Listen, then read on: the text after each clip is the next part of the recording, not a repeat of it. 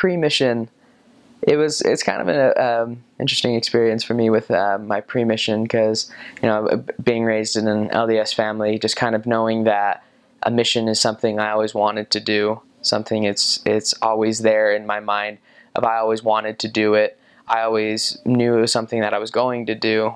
And then as I was kind of preparing more and more for my mission, I started kind of feeling my Heavenly Father's presence more in my life. The most interesting thing about it, though, is that I had never had any doubts about not serving a mission. Excuse me, about serving a mission.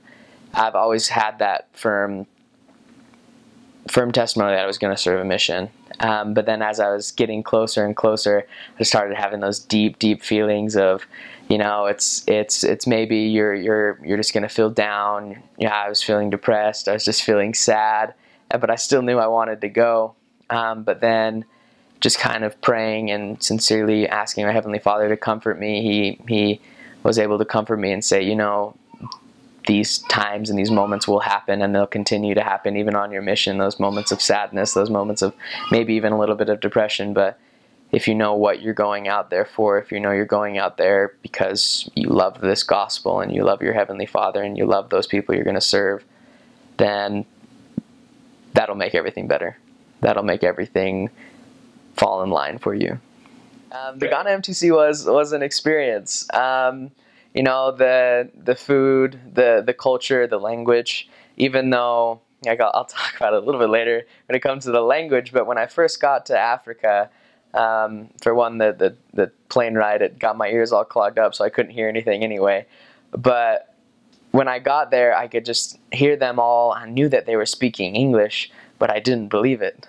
I didn't believe that they were speaking English just because they had very thick accents. From the different places. Ghana had a different accent than Nigeria had. Nigeria had a different accent from the people from Cote d'Ivoire. They were speaking French. So there was just all the different accents and just the whole different culture that was coming there. But it was kind of something great, because a different experience right off the bat. You didn't spend the 12 weeks in the Provo MTC, where they have the stories of people gaining 40 pounds. But we just ate the same thing, the rice and the chicken, which at the time we were just like, man, that chicken isn't very good.